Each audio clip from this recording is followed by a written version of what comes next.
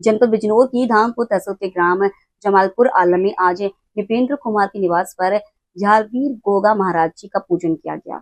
आपको बताते चले कि प्रतिवर्ष आषाढ़ माह से भादो माह तक नीले घोड़े पर सवार झारवीर गोगा जी महाराज का पूजन किया जाता है। सनातन परिवार में अपने परिवार में खुशहाली के लिए जार दीवान जी महाराज के नाम से अपने किसी प्रिय जन को हाजत पर ले जाया जाता है। मान्यता के अनुसार जिस सनातन परिवार में झारवीर महाराज जी का पूजन होता है उसी परिवार में सुख शांति व समृद्धि का वास होता है। किसी मान्यता के अनुसार धामपुर तहसील के ग्राम जमालपुर आलम निवासी नृपेंद्र कुमार द्वारा अपने पुत्र निकेत व मिकृष्टि को जाहर दीवान महाराज की हाजत पर महाभारत कालीन महात्मा विदुर कोटी के समीप गंगा तट पर स्थित दारा नगरगंज ले जाया गया। इसके उपरांत आज कंजूरी का आयोजन किया गया जिसमें जाहर दीवान जी महाराज का पूजन किया गया। पूजन का कार्यक्रम पूर्ण विधि विधान के साथ महंत मुनीश उपाध्याय द्वारा संपन्न कराया गया।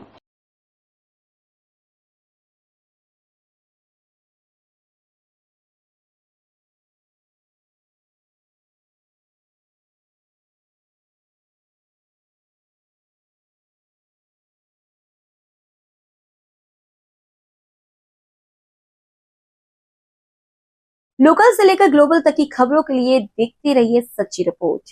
कस्बे के बावनपाड़ा रोड पर स्थित राजकीय Mahatma Gandhi English medium school का भवन पूरी तरह से खंडर हो चुका है।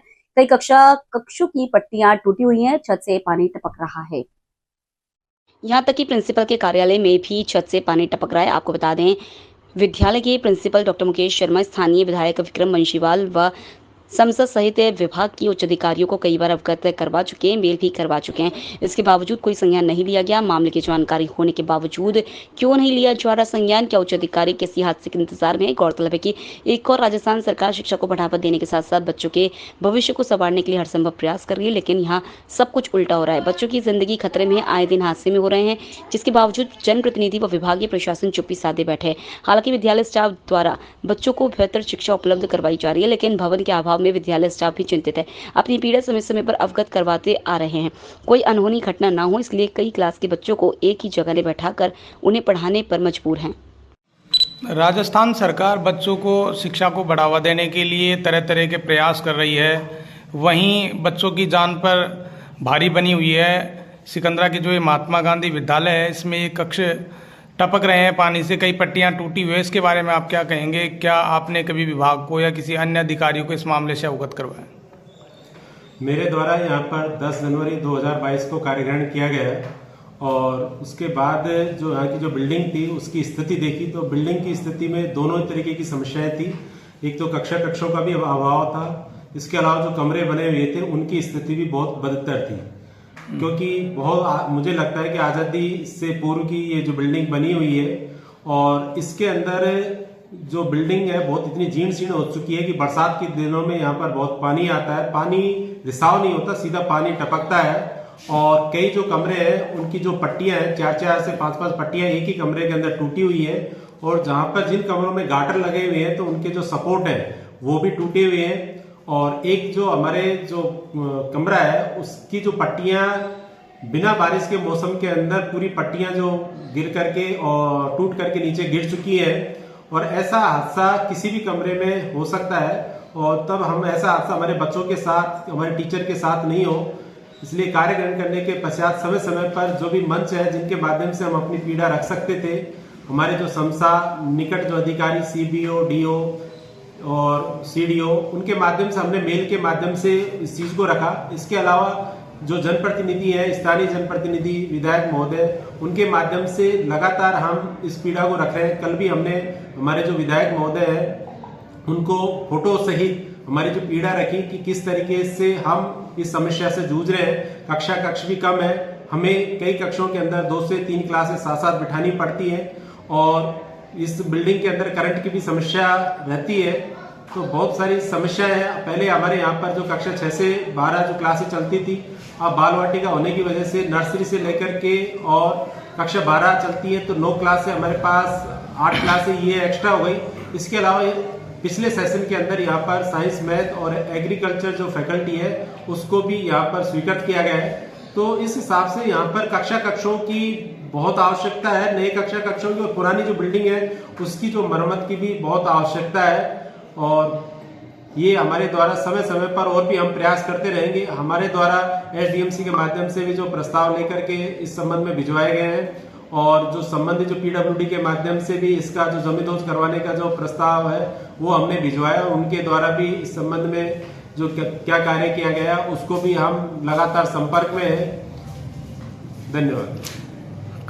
करीब करीब सभी कमरों की स्थितियां खराब है। आपका जो ये ऑफिस है इसमें भी पानी टपक रहा है, नीचे बह रहा है, तो कहीं किसी विभाग से आपको कोई आश्वासन मिला इसके बारे में?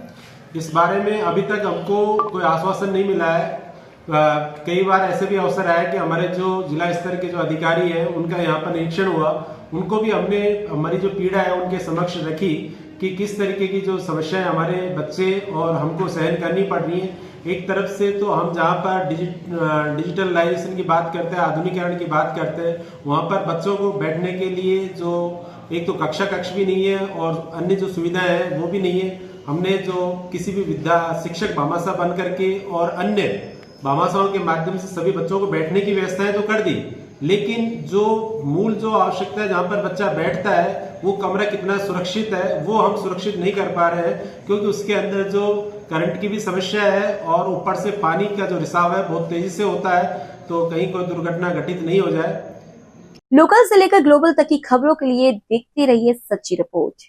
भरतपुर जिले के भुसावर थाना क्षेत्र में नेशनल हाईवे संख्या 21 के गांव बाचरेंग के पास खराब हुई स्कूल बस को ट्रैक्टर से टोचन कर ले जाते समय बस के अनियंत्रित होकर ट्रैक्टर पर चढ़ने से ट्रैक्टर चालक की मौत हो गई। थानाधिकारी सुनील कुमार गुप्ता ने बताया कि गांव वल्लभगढ़ निवासी अजय पुत्र वासुदेव सैनी गांव में संचालित एक स्कूल की बस 2 दिन से खराब पड़ी हुई थी, जिसको सही कराने के लिए ट्रैक्टर से टोचन कर महवा लेकर जा रहा था। इस दौरान गांव बाचरेना के पुल से उतरते समय अचानक आगे से आए दूसरे वाहन को बचाने के प्रयास में अनियंत्रित हो गया, जिससे बस चालक से बस के ब्रेक नहीं लग पाए और बस ट्रैक्टर पर चढ़ गई, जिससे ट्रैक्टर चालक अजय की नीचे दबने से मौत हो गई। हादसे के बाद आसपास के लोग मौके पर पहुंचे और पुलिस को घटना की जानकारी दी। सूचना मिलने पर खेड़ी मोड़ पुलिस मौके पर पहुंची और शव को कब्जे में लेकर सरकारी अस्पताल की मर्चुरी में रखवाया, जहां पोस्टमार्टम कराकर शव परिजनों को सुपुर्द कर दिया है। लोकल से लेकर ग्लोबल तक की खबरों के लिए देखते रहिए सच्ची रिपोर्ट। जिले के मारवाड़ जंक्शन में इस बार बरसात अच्छी और तेज बरसात से क्षेत्र से खुशी की लहर देखी जा रही है, तो वहीं लगातार हो रही तेज बरसात से क्षेत्र का कांटिया बांध लबालब हो चुका है। कंचालिया बांध पूर्ण लबालब होने पर बांध पर 2 फीट की चादर चल रही बांध का ओवरफ्लो का पानी सुकड़ी नदी में पहुंच रहा है। जिला कलेक्टर उपखंड प्रशासन के निर्देश से बांध एवं बांध ओवरफ्लो नदी क्षेत्र एवं सोजत रोड पानी के बहाव क्षेत्र में अतिरिक्त सुरक्षा बल तैनात किया गया है। तो वहीं मौसम विभाग द्वारा आगामी 16 अगस्त, 17 अगस्त और 18 अगस्त को क्षेत्र में और तेज और भारी बरसात की चेतावनी भी जारी की है। अच्छी और तेज बरसात के चलते मारवाड़ जंक्शन के फुलाद बांध में भी चादर चल रही है, तो वहीं क्षेत्र का बाणिया वास बांध भी ओवरफ्लो हो चुका है। लोकल से लेकर ग्लोबल तक की खबरों के लिए देखते रहिए सच्ची रिपोर्ट। जिले के मारवाड़ जंक्शन थाना क्षेत्र के गांव में एक नाबालिग के साथ दुष्कर्म का मामला सामने आया। मारवाड़ जंक्शन थानाधिकारी सरोज बेरवा ने बताया कि नाबालिग को बहला फुसलाकर आरोपी ने कई बार उसके साथ दुष्कर्म किया, जिससे नाबालिग गर्भवती हो गई। पीड़िता नाबालिग के परिजनों द्वारा मारवाड़ जंक्शन थाने में एक आरोपी के खिलाफ मामला दर्ज करवाया गया। मामला दर्ज होने पर जिला पुलिस अधीक्षक चूनाराम जाट ने आरोपी को पकड़ने एवं मामले में अनुसंधान करने के लिए टीमों का गठन किया। सोजत सर्कल उप पुलिस अधीक्षक अधिकारी दिरावर सिंह मामले को लेकर मारवाड़ जंक्शन पहुंचे एवं पीड़िता के बयान लेकर जांच आरंभ की। वहीं जिला पुलिस अधीक्षक के निर्देश से आरोपी को पकड़ने के लिए टीमों का गठन किया गया। लोकल से लेकर ग्लोबल तक की खबरों के लिए देखते रहिए सच्ची रिपोर्ट। जिला मुख्यालय पर मेडिकल कॉलेज एवं डॉक्टर संघ के विभिन्न संगठनों ने पश्चिम बंगाल में महिला प्रेसिडेंट डॉक्टर के साथ जघन्य हत्याकांड के विरोध में आज प्रदर्शन किया। रेजिडेंट डॉक्टर पर प्राणघातक हमले के विरोध में रेजिडेंट डॉक्टर एसोसिएशन ने संपूर्ण कार्यों का बहिष्कार कर कैंडल मार्च निकाला। शांतिपूर्ण तरीके से कैंडल मार्च में 450 से अधिक चिकित्सकों ने हिस्सा लिया। कैंडल मार्च के माध्यम से चिकित्सक संघ ने कहा कि जब तक रेजिडेंट चिकित्सक को न्याय नहीं मिलेगा तब तक आंदोलन में तेजी जारी रहेगी। कैंडल मार्च निकालकर भारत सरकार एवं भारत के राष्ट्रपति से मामले में संज्ञान लेते हुए निष्पक्ष जांच एवं आरोपियों की फांसी की मांग की गई है। मैं doctor Mukesh Kumar, RDA president government medical college. RG car medical college में हमारे साथी रेजिडेंट डॉक्टर मोमिता के साथ हत्या एवं बलात्कार किया गया, जिसके विरोध में वहां के रेजिडेंट डॉक्टर्स ने शांतिपूर्ण ढंग से विरोध किया। लेकिन कुछ राजनीतिक बेखाओं में आकर लोगों ने हमारे रेजिडेंट डॉक्टर्स पे हमला किया गया, जिसकी हम बड़ी कड़ी निंदा करते हैं। और हम इस कड़ी निंदा के समर्थन में हम शांतिपूर्ण ढंग से काली पट्टी बांध के और कैंडल मार्च करेंगे, और यहाँ से और सूरज पोल तक हम शांतिपूर्ण कैंडल मार्च करेंगे और संपूर्ण कार्य का बहिष्कार करते हैं हम। और हम भारत सरकार से ये मांगते हैं कि हमें सेंट्रल प्रोटेक्शन एक्ट लागू किया जाए और जिससे हमारे डॉक्टर्स को सुरक्षा मिला जाए, ताकि निर्भय होकर हम काम कर सकें और निर्भय काम कर सकें। लोकल से लेकर ग्लोबल तक की खबरों के लिए देखते रहिए सच्ची रिपोर्ट। डॉक्टर सर्वपल्ली राधाकृष्णन राजस्थान आयुर्वेद विश्वविद्यालय जोधपुर के कुलपति प्रोफेसर विद्या प्रदीप कुमार प्रजापति के सानिध्य में हर घर तिरंगा अभियान के अंतर्गत श्रावण मास स्नातकोत्तर द्रव्य गुण विभाग के विभागाध्यक्ष प्रोफेसर चंदन सिंह सहित शिक्षकों एवं छात्रों द्वारा योग साधना एवं मंत्र चिकित्सा केंद्र स्थित आयु कामेश्वर महादेव मंदिर में विश्वविद्यालय परिवार एवं देश की खुशहाली एवं सुख शांति के लिए रुद्राभिषेक किया गया। साथ ही आन बान शान के प्रतीक तिरंगे के स्वरूप का नीलोत्पल नारंगी श्वेत एवं हरित पुष्पों से विशेष श्रृंगार किया गया। तिरंगे के रंगों से आयु कामेश्वर महादेव को सजाया गया। इस अवसर पर prof Ritu Kapoor, professor Devendra Chahar, doctor Chandrabhan Sharma, doctor Manoj Adlakha, doctor Sangeeta Chahar, doctor Prem Verma आदि उपस्थित रहे। लोकल से लेकर ग्लोबल तक की खबरों के लिए देखते रहिए सच्ची रिपोर्ट। बांग्लादेश में हिंदुओं पर हो रहे अत्याचार एवं उत्पीड़न व नरसंहार के विरुद्ध शुक्रवार को हिंदू जागरण मंच के आह्वान पर सर्व हिंदू समाज सहित समस्त सनातन धर्म प्रेमियों व्यापार मंडलों द्वारा अपने अपने प्रतिष्ठान संपूर्ण बाजार बंद रख कैन आक्रोश रैली निकालकर पचवार भवन के बाहर बिछाई। जाजम और हनुमान चालीसा का किया पाठ, फिर राष्ट्रपति के नाम नायब तहसीलदार सत्यनारायण को सौंपा ज्ञापन। दरअसल बांग्लादेश में हिंदुओं पर हो रहे अत्याचार एवं उत्पीड़न व नरसंहार के विरुद्ध हिंदू जागरण मंच के आह्वान पर गुरुवार देर रात्रि को व्यापार संघ, मुख्य बाजार एवं व्यापार उद्योग मंडल तखतगढ़ के कार्यकारिणी सदस्यों द्वारा लिए गए निर्णय के अनुसार सर्व हिंदू समाज तत्वाधान में शुक्रवार सुबह स्वामी विवेकानंद बस स्टैंड परिसर में व्यापार संघ अध्यक्ष जितेंद्र चांदोरा एवं व्यापार और उद्योग मंडल अध्यक्ष विनोद सोलंकी, नगर पालिका अध्यक्ष ललित राकावत, उपाध्यक्ष मनोज नामा एवं भाजपा के जिला प्रतिनिधि गणपत सोमपुरा सहित समस्त हिंदू जागरण मंच के कार्यकर्ताओं के साथ सैकड़ों की तादाद में सनातन धर्म प्रेमी एकत्रित हुए और हिंदू जागरण मंच के पदाधिकारी एवं कई वक्ताओं ने बांग्लादेश की घटना को लेकर हिंदू राष्ट्र के प्रति हिंदू एकता जिंदाबाद के नारों से जागरूकता लाने की बात करते हुए सर्व हिंदू समाज को संबोधित किया। और उसके बाद उनकी पीढ़ियां जो है वो खत्म करनी चाहिए। जितना झुकोगे उतना झुकाएंगे और जितना हाथ जोड़ोगे उतना नमाएंगे। तो योगी आदित्यनाथ ने जिस प्रकार कहा है, कहावत कहा है हमारे बड़ों ने कि हेर को हो में भला, अगर ताकत दिखानी है तो साथ में रहोगे तो फायदे में रहोगे। नहीं तो लकड़ी का जो गट्टर होता है, एक लकड़ी का पूरी तोड़ दी जाती है, लेकिन जब गट्टर की बात होती है तो किसी से नहीं टूटता। जो तो काटा कोने तो दोनों बाला, वो भी क्या याद करेगा। लोकल से लेकर ग्लोबल तक की खबरों के लिए देखते रहिए सच्ची रिपोर्ट। बांग्लादेश में हिंदुओं पर हो रहे नरसंहार को लेकर पाली शहर में सर्व हिंदू समाज को अपनी स्वेच्छा से प्रतिष्ठान एक दिन के लिए बंद रखने का आह्वान किया था, जिसको लेकर गुरुवार को सर्व हिंदू समाज के दुकान संचालकों ने अपना समर्थन देते हुए अपने अपने प्रतिष्ठान बंद रखे और शहर की सूरज पोल चौराहे पर सैकड़ों की संख्या में शहरवासी इकट्ठा होते हुए हनुमान चालीसा का पाठ किया, आक्रोश रैली निकाली। हिंदू संगठन के गोविंद शास्त्री जी महाराज ने बताया कि जिस तरह हाल ही में बांग्लादेश में वहां की जनता के द्वारा विद्रोह करने के साथ उत्पात मचाते हुए वहां पर रह रहे हिंदू भाई बहनों के साथ अत्याचार करने और उनकी नरसंहार हत्या की है, हम भरसक निंदा करते हैं। इस पूरे घटनाक्रम में हमारे कई हिंदू भाई बहन को अपनी जान गंवानी पड़ी और बाकी लोग वहां पर अभी भी डर के साए में जी रहे हैं। हमारी सरकार से गुजारिश भी है कि मांग की है कि उन्हें वापस कैसे भी करके अपने देश लाया जाए, बांग्लादेश में रह रहे हिंदुओं की सुरक्षा के व्यापक प्रबंध किए जाए।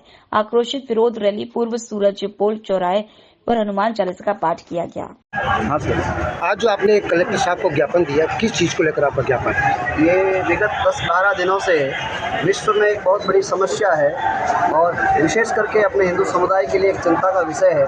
बांग्लादेश में हिंदू जहाँ अल्पसंख्यक है, वहाँ पर एक बहुसंख्यक समुदाय ने हिंदू अल्पसंख्यक परिवारों पर ऐसा कुकृत्य किया है, ऐसी नृशंस हत्याएँ और ऐसे घिनौने कृत्य जिनको रक्षा करनी चाहिए, लेकिन उन्होंने उनका हनन किया है। सामाजिक न्याय का और जो है हमारे मानवतावादी जो भावनाएं, उनका हनन किया है। उसके विरोध में आज हम समस्त पाली समाज के, पाली के हिंदू समस्त के समाज के लोगों ने इकट्ठा होकर के और आवाज़ उठाई है। यद्यपि पूरे भारतवर्ष में यह एक आक्रोश है, लेकिन उस आक्रोश में पाली भी अपना एक महत्वपूर्ण स्थान रखता है। इस कारण से कलेक्टर साहब को एक ज्ञापन के रूप में हमारा संदेश पाली की तरफ से पहुंचाया गया और आज इसी उपलक्ष्य में पाली शहर बंद भी रखा गया है, जो सफलतापूर्वक अभी बंद है और बहुत बहुत साधुवाद उनको। साथ ही साथ में एक बहुत चिंता का विषय है कि सारी मानवतावादी विचारधाराएं और नियम सारे हिंदू सनातन धर्मावलंबियों पर, हिंदुओं पर ही है। क्या अन्य किसी का भी दायित्व नहीं बनता है कि वो भी मानवतावादी विचारों को लेकर के और एक मानव की रक्षा के लिए आगे बढ़ें? इसलिए मेरा संदेश राज्य सरकार और साथ साथ में केंद्र सरकार के माध्यम से, विदेशी मामलों के माध्यम से और जो बांग्लादेश की वर्तमान सरकार है जिसकी मंशा ठीक नहीं लगती है, हम चाहते हैं कि उनको इस भारत के जनों के आक्रोश का संदेश उन तक पहुंचा जाए ताकि हमारे हिंदुओं का वहां पर संरक्षण हो सके और उनकी जो है वहां पर सुरक्षा बन सके। लोकल से लेकर ग्लोबल तक की खबरों के लिए देखते रहिए सच्ची रिपोर्ट।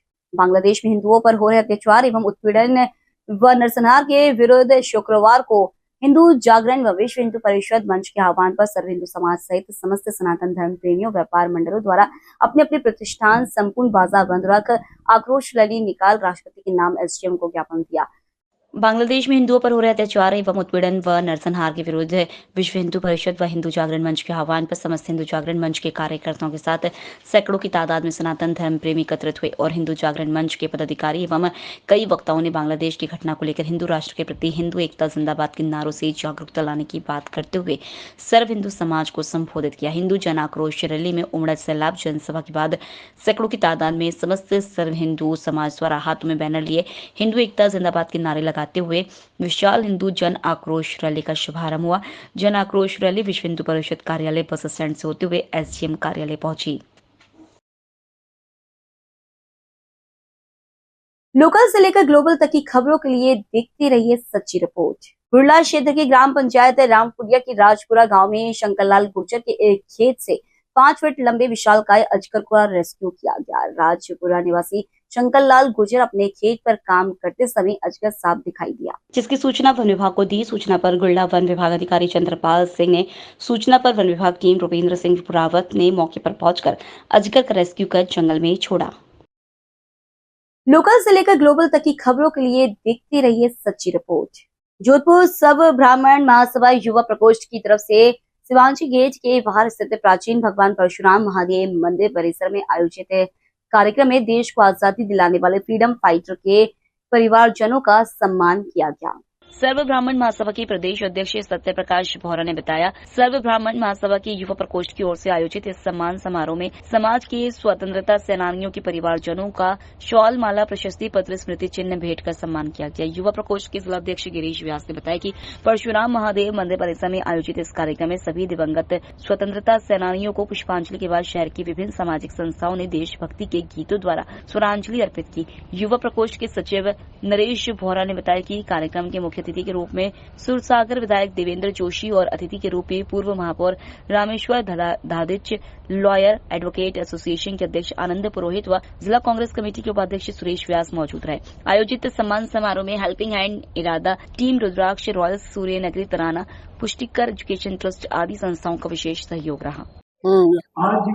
आज सर्व महासभा के युवा प्रकोष्ठ द्वारा मारवाड़ के ब्राह्मण स्वतंत्रता सेनानियों को श्रद्धांजलि और श्रद्धांजलि दी जा रही है तथा उनके परिवार को हम सम्मान करके खुद को अपने आप गौरवित करते हैं।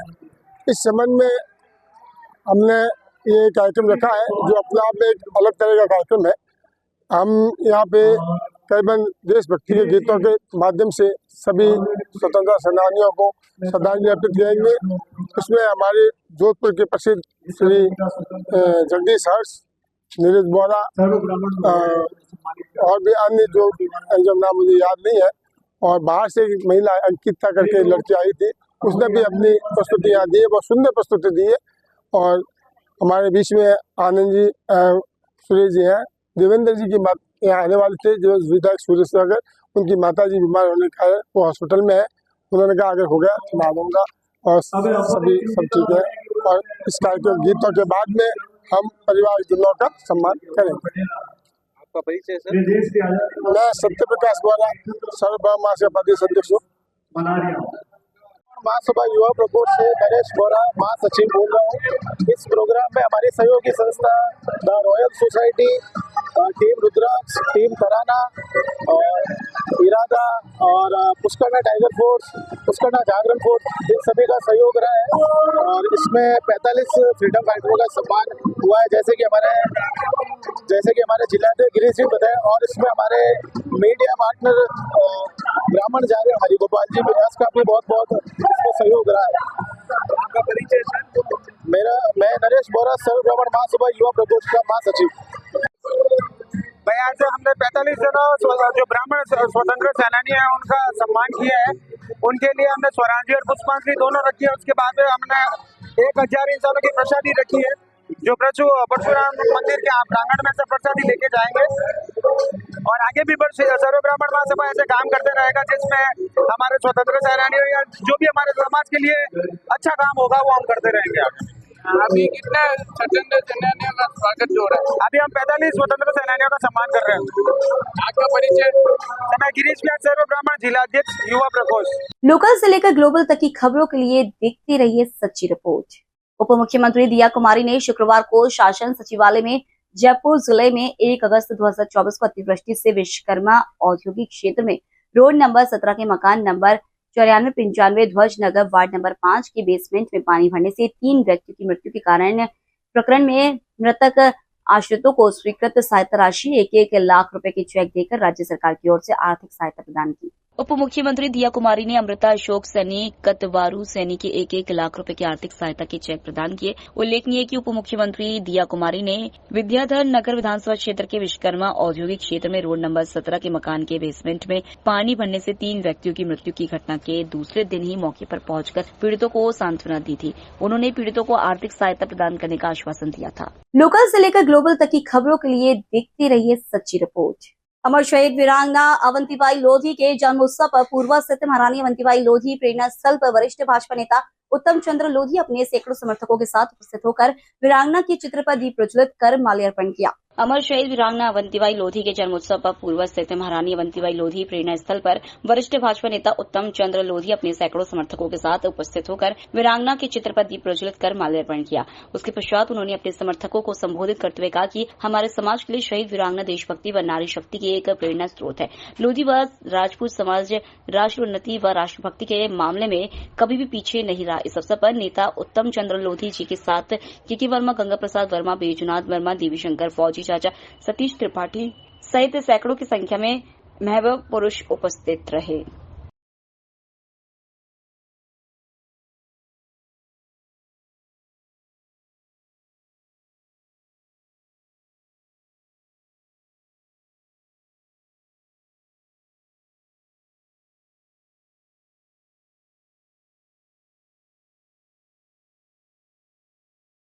लोकल से लेकर ग्लोबल तक की खबरों के लिए देखते रहिए सच्ची रिपोर्ट। चूनाराम जाट पुलिस अधीक्षक पाली ने बताया कि बाली वृत्त में संपत्ति संबंधी अपराधों की रोकथाम बाबत चैन सिंह महेश्वरा अतिरिक्त पुलिस अधीक्षक बाली व राजेश यादव वृत्ताधिकारी वृत्त बाली के निर्देशन में सभी थानाधिकारियों को सघन गश्त एवं सजायाब अभियुक्तों पर पैनी नजर रखने हेतु निर्देश प्रसारित किए गए हैं। इसी संदर्भ में 15 अगस्त को रात्रि में पन्नाराम उप निरीक्षक थाना रानी में पुलिस दल के विजोवा फाटक के पास गश्त एवं नाकाबंदी की जा रही थी। उसी दौरान आज शुक्रवार को समय करीब 12:45 पर एक मोटरसाइकिल बिना नंबरी एवं एक काले रंग की नेक्सन कार भगवानपुरा की तरफ से आती दिखाई दी, जिसे पुलिस बल द्वारा रुकवाने का इशारा किया तो दोनों ही रानी कस्बे की तरफ भागने लगे। पुलिस द्वारा लगातार पीछा करने पर दोनों वाहनों को भागने के प्रयोजन से सुकड़ी नदी रानी की तरफ रेलवे पुली के नीचे से आगे नदी में ले जाने लगे। आगे नदी में अवरोध आने पर मोटरसाइकिल चालक व कार में बैठे 2 जवान युवकों को दस्तयाब कर नाम पता एवं भागने का प्रयोजन पूछने पर मोटरसाइकिल चालक ने अपना नाम नुरुद्दीन पुत्र साकिब फारूकी निवासी रानी, कार चालक ने अपना नाम महेश पुत्र दिनेश कुमार निवासी रानी व तीसरे शख्स ने अपना नाम आर्यन पुत्र आनंद कुमार निवासी खटिक मोहल्ला रानी बताया। पूछने पर बताया कि वे रानी कस्बे में कहीं सुनार की दुकान या किसी के घर में ताले तोड़कर घुसकर रात्रि में नकब चोरी की घटना को अंजाम देते हुए आए थे, लेकिन पुलिस की नाकाबंदी एवं गश्त के कारण आज पकड़े गए।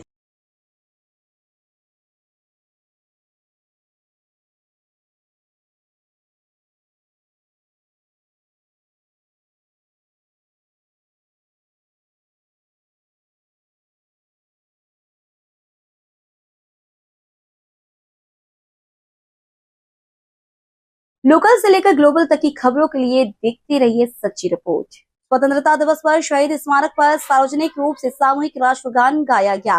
कसिया शहीद स्मारक स्थल पर नगर पालिका परिषद अध्यक्ष प्रतिनिधि राकेश जायसवाल, रोटरी क्लब कुशीनगर के अध्यक्ष वाहिद अली, सीओ कुन्नन सिंह, इंस्पेक्टर ब्रिजेश उपाध्याय सहित बाहुल्य संख्या में जनप्रतिनिधि, पुलिस के जवानों द्वारा सामूहिक रूप से गाया गया। लोकल से लेकर ग्लोबल तक की खबरों के लिए देखते रहिए सच्ची रिपोर्ट। रायपुर का सबसे बड़ा लूनी बांध अब जल्द ही छलकने की कगार पर है। ऐसे में बांध को देखने के लिए मौके पर ग्रामीणों का भारी हुजूम उमड़ रहा है, जिसको लेकर आज लूनी बांध का जायजा लेने रायपुर उपखंड अधिकारी पूरन कुमार भी मौके पर पहुंचे। सुरक्षा व्यवस्था को लेकर ग्रामीणों को सावधानी बरतने की हिदायत दी गई और बांस की बल्लियां लगवाकर बैरिकेड भी लगवाए गए। वहीं भीड़ को लेकर मौके पर पुलिस भी पहुंची।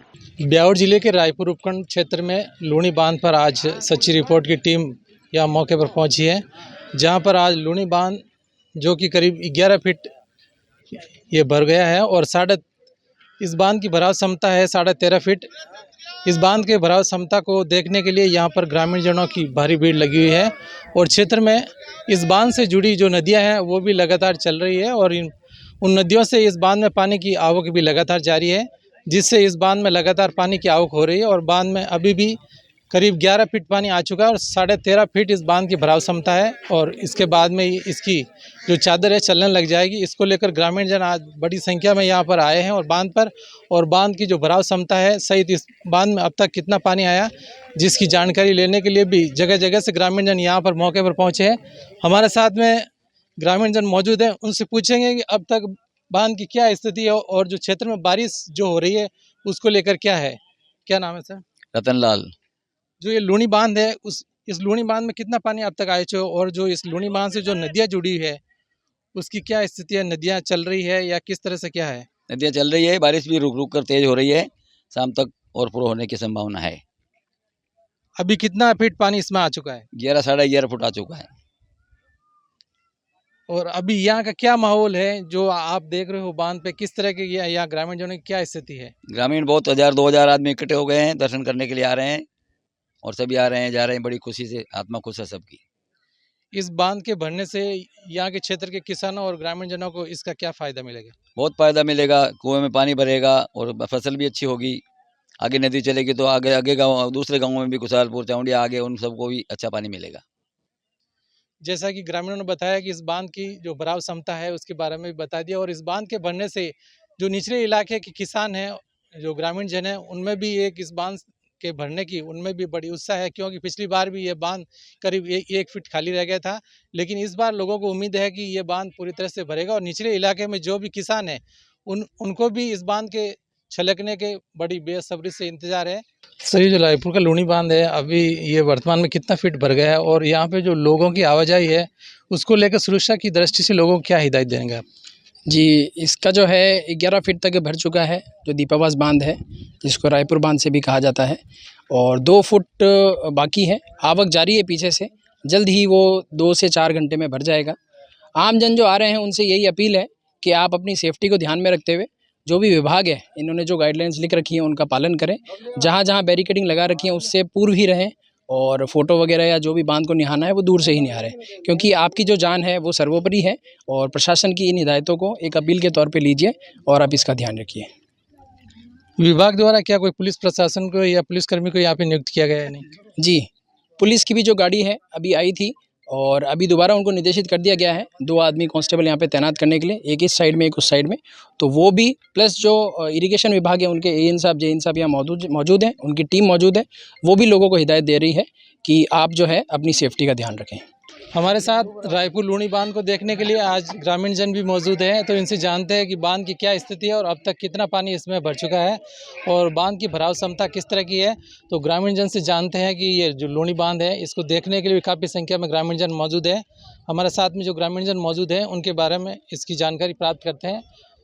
ये बांध जो भरा है लूणी बांध, अभी फिलहाल कितना फीट भरा और इसकी भराव क्षमता क्या है? ये 11.5 फीट भर चुका है और इसकी भराव क्षमता 13.5 तक है। यहाँ जो आप लूणी बांध को देखने आए हो, इतने सारे ग्रामीण जन मौजूद है, तो यहाँ पे इस बांध को देखने का क्या उद्देश्य है? इसमें पानी भरा रहेगा तो हमारे कुएं वगैरह में पानी आएगा तो खेती करने में आसानी रहेगी गर्मियों में।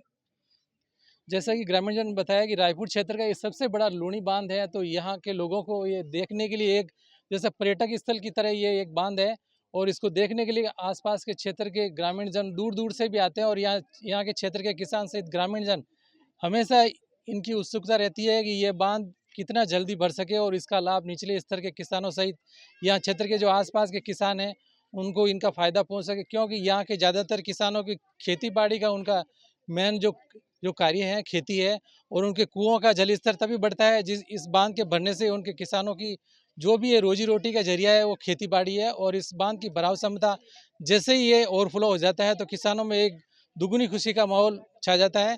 हमारे साथ में सहयोगी रिपोर्टर बलवीर जी झलवानिया मौजूद हैं, इनसे जानते हैं कि यहाँ बांध पे किस तरह की क्या स्थिति है और ग्रामीण जनों का क्या हुजूम किस तरह का क्या है।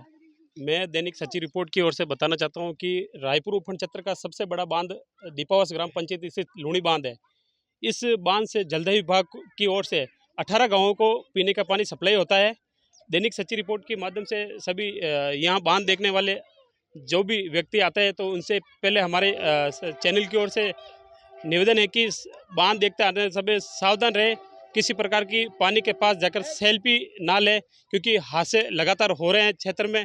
इसीलिए दैनिक सच्ची रिपोर्ट की ओर से आपको बताते हैं कि जलदाय विभाग की ओर से इस बांध से 18 गांवों को पीने का पानी सप्लाई होता है। श्याम जी, जैसा कि अभी यहाँ पे विजिट करने के लिए रायपुर उपखंड अधिकारी पूर्ण कुमार जी भी मौके पे पहुँचे थे, तो उनसे आपकी बातचीत भी हुई, तो उन्होंने क्या किस तरह यहाँ सुरक्षा की दृष्टि से जो भी ग्रामीण जनों का हुजूम भी उमड़ा पाया, यहाँ पे सुरक्षा की दृष्टि से आपको क्या किस तरह का क्या माहौल नजर आ रहा है? रायपुर उपखंड क्षेत्र के तमाम छोटे से बड़े गाँवों से यहाँ ग्रामीण जन बांध को देखने आए थे और अभी भी फिलहाल ज़्यादा भीड़ है। और उपखंड अधिकारी श्री पूर्ण कुमार जी ने बताया कि यहाँ पर पुलिस प्रशासन के 2 जवानों को लगा रखा है, पानी के पास किसी को ना जाना दिया जा रहा है और आज 11.5 फीट पानी भर चुका है और रात के समय या कल तक बांध छलकने की संभावना है। जैसा कि जगह जगह लोग सेल्फी लेने के चक्कर में बांध के नज़दीक पहुंच जाते हैं और हादसे घटित हो जाते हैं, अभी क्षेत्र में हादसे भी घटित हो चुके हैं, तो ऐसे में आप यहाँ के क्षेत्र की जनता को जो यहाँ पे मौके पे मौजूद भी है, छोटे छोटे बच्चे भी है और महिलाएं भी है और काफ़ी संख्या पुरुष भी है, तो आप उनको क्या मैसेज देंगे कि जो हादसे हो रहे हैं उनको लेकर क्या सावधानी बरतनी चाहिए? हमारे चैनल के माध्यम से हम यही कहना चाहते हैं कि आप पानी के पास ना जाएं और अपने बच्चों अपने परिजनों से अपील करें कि किसी प्रकार का पानी के पास सेल्फी ना लें। तो सच्ची रिपोर्ट की यही पहल है कि और लोगों से यही आग्रह है कि आप नज़दीक बांध के पास में नहीं पहुँचें, क्योंकि कभी भी कोई ऐसी अनहोनी घटना नहीं हो जाए जिससे प्रशासन को भी उसकी परेशानी झेलनी पड़े। तो सभी से आग्रह है कि आप देखें लेकिन सावधानी जरूर बरतें। लोकल से लेकर ग्लोबल तक की खबरों के लिए देखते रहिए सच्ची रिपोर्ट। भाजपा संगठन के द्वारा राज्यसभा सांसद मदन राठौर को भाजपा प्रदेश अध्यक्ष मनोनीत करने के बाद पहली बार अपने गृह जिला पाली पहुंचने पर कार्यकर्ताओं में जोश देखा गया। और अपने चहेते स्थानीय नेता का जगह जगह पर ढोल नगाड़े के साथ साफा व माला पहनाते हुए गर्म जोशी के साथ स्वागत किया गया। पाली जिले की सीमा में प्रवेश करते समय जेतारण, रायपुर व सोजत, मारवाड़ के जाड़न, पाली, नया गांव पर जगह जगह उनका भव्य स्वागत किया गया। बता दें कि लोकसभा चुनाव के बाद संगठन द्वारा मदन राठौर को प्रदेश अध्यक्ष पद की कमान सौंपी गई। उसके बाद पहली बार अपने गृह जिले एक दिवसीय दौरे पर में पहुंचे। राठौर ने बताया कि संगठन ने जो मुझे जिम्मेदारी दी है उसे मैं पूरी निष्ठा के साथ निभाऊंगा। प्रदेश में होने वाले विधानसभा उपचुनाव में भाजपा पार्टी के पक्ष में जाएगी। मेरी पहली प्राथमिकता छोटे से छोटे कार्यकर्ताओं के साथ कंधे से कंधा मिलाकर संगठन को मजबूत करने को रहेगी। पूर्व सांसद आदरणीय पुष्प जी, जैन साहब, रामदयाल जी यादव, तिजारा वाले विधायक महोदय, और वैसे तो देखिए क्या है, अभी इतना बड़ी संख्या में सब हमारे भाई बंधु खड़े हैं, तो सबके नाम ले पाना संभव नहीं है, लेकिन मेरी पार्टी के समस्त पदाधिकारी गण, कार्यकर्ता बंधुओं बहनों, वास्तव में मेरी स्थिति बहुत खराब है आज, और मैं इतना भावुक और भाव विभोर हो गया हूँ कि बोलने की हिम्मत नहीं है। ये सच्ची बात है, क्योंकि जब से मैं ब्यावर से रात को ब्यावर आके रुक गया था, और वो भी छुपके ब्यावर पहुंचा, और ब्यावर में एक होटल में रुक गए, लेकिन होटल के मैनेजर से कोई पता चल गया होगा तो होटल में ही वहाँ भीड़ हो गई, ब्यावर के लोग ही वहाँ आ गए। फिर वहाँ से ब्यावर के अंदर भी कई जगह पर अलग अलग कार्यकर्ताओं ने स्वागत किया। उसके बाद पाली जिले में, पुराना पाली जिला जो अभी तो ब्यावर जिले में आता है, वहाँ से लगातार यहाँ तक मेरे कार्यकर्ताओं का जो प्यार मुझे मिला है, जो प्रेम मिला है, मैं उससे अभिभूत हूँ। गला भर रहा है।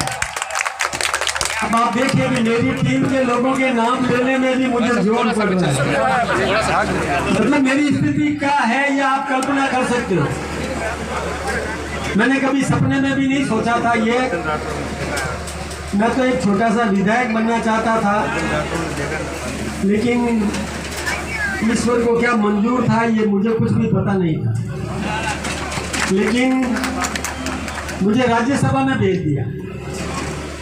तो हिंदुस्तान का सर्वोच्च सदन है, पीपी चौधरी साहब को पता है, हिंदुस्तान के सर्वोच्च सदन में देखिए सच्ची बात यह है कि वहां पर जो मटेरियल आता है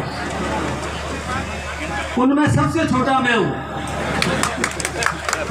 वहां पर ऐसे ऐसे अनुभवी आते हैं, बहुत अच्छी स्तर की अंग्रेजी बोलते हैं, कई भाषाओं का ज्ञान उनको होता है, और पढ़े लिखे लोग, बहुत पढ़ने का स्वभाव भी उनका बहुत होता है।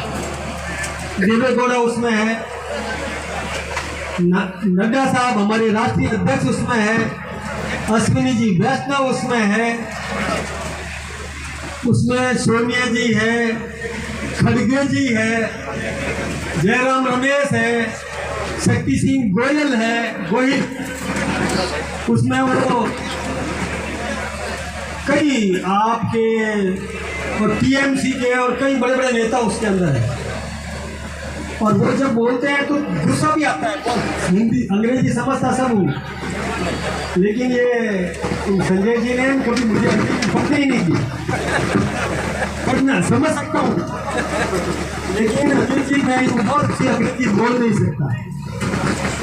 सीख रहा हूँ। जब ओम जी माथुर साहब सीख सकते हैं तो मैं भी कोशिश कर रहा हूँ।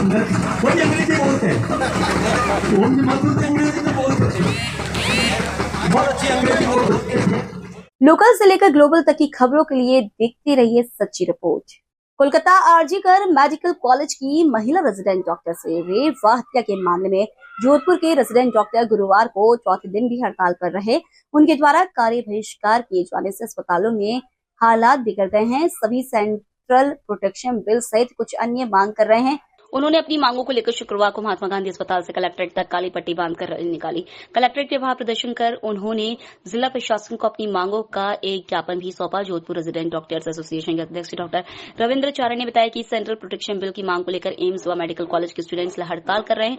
हर दिन विरोध को स्टूडेंट अलग अलग तरीके के जता रहे हैं। शुक्रवार को डॉक्टर एसएन मेडिकल कॉलेज व एम्स जोधपुर ने मिलकर विरोध रैली का आयोजन किया। इसके तहत महात्मा गांधी अस्पताल से कलेक्टर ऑफिस तक रैली निकाली और अपनी मांगों को लेकर ज्ञापन सौंपा।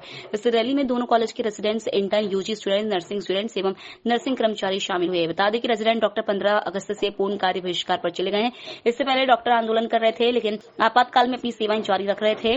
उनके पूर्ण कार्य बहिष्कार से अस्पतालों में ये वार्ड की व्यवस्थाएं भी चरमरा गई हैं। एसएन मेडिकल कॉलेज के 550 रेजिडेंट डॉक्टरों के पूर्ण कार्य बहिष्कार करने के कारण वार्ड में सीनियर रेजिडेंट और नर्सिंग अधिकारियों के भरोसे चल रहे हैं। कोलकाता में महिला डॉक्टर के साथ जिस प्रकार से दरिंदगी हुई है, उसके लिए आज डॉक्टर्स ही नहीं, नर्सिंग कर्मी हो चाहे कोई भी हो, हर एक उसको बहन या बेटी मान के आज इनके साथ है, क्योंकि कहीं पे भी हो सकता है।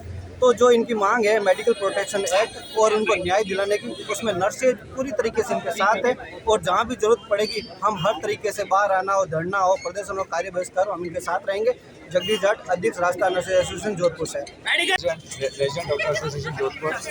हम कोलकाता के आरजीकर हॉस्पिटल में पीजी स्टूडेंट के साथ उसके कार्यस्थल पर हुए गैंग रेप और मर्डर के बाद में सरकार द्वारा बेरुखी और नाकामी को देखते हुए उन्होंने अभी तक इसके बारे में कोई संज्ञान नहीं लिया, जिसको लेकर पूरे इंडिया में और पूरे राजस्थान में सभी लोग हड़ताल पे हैं। उसके समर्थन में हम जब तक उस लड़की को न्याय नहीं मिल जाता और देश में सेंट्रल प्रोटेक्शन एक्ट लागू नहीं हो जाता, तब तक हम लोग अनिश्चितकालीन हड़ताल पर रहेंगे। कोलकाता में जो ट्रेनी डॉक्टर के साथ दुष्कर्म और उसके बाद निर्मम हत्या की गई है, उसके विरोध में यहाँ पे सभी डॉक्टरों के द्वारा आंदोलन किया जा रहा है। उसमें नर्सेज एसोसिएशन का पूरा सहयोग रहेगा।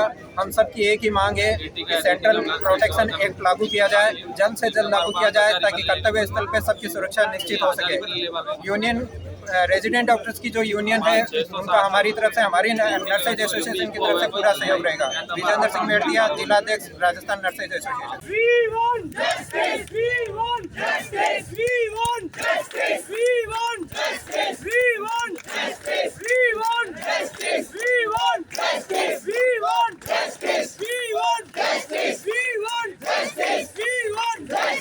शौक नहीं मजबूरी है, ये हड़ताल जरूरी है। शौक नहीं मजबूरी है, ये हड़ताल जरूरी है। शौक नहीं मजबूरी है, ये हड़ताल जरूरी है। शौक नहीं मजबूरी है, ये हड़ताल जरूरी है। शौक नहीं मजबूरी है, ये हड़ताल जरूरी है। नहीं चलेगी, नहीं चलेगी, तानाशाही नहीं चलेगी, नहीं चलेगी, नहीं चलेगी, तानाशाही नहीं चलेगी, नहीं चलेगी, नहीं चलेगी। लोकल से लेकर ग्लोबल तक की खबरों के लिए देखते रहिए सच्ची रिपोर्ट। सोस्ती गेट स्थित प्राचीन पूज्य झूलेलाल मंदिर में 40 दिवसीय चालिया महोत्सव 31 जुलाई से प्रारंभ हुआ। बाबा जयराम दास एवं भगवान मुरझानी के सानिध्य में चल रहा है।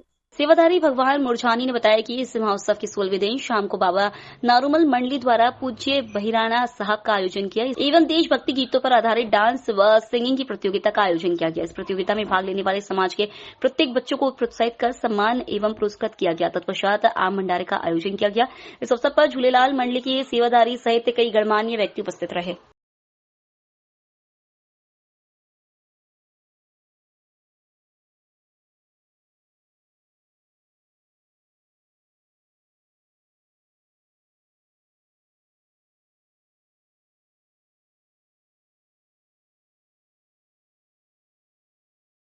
लोकल से लेकर ग्लोबल तक की खबरों के लिए देखते रहिए सच्ची रिपोर्ट।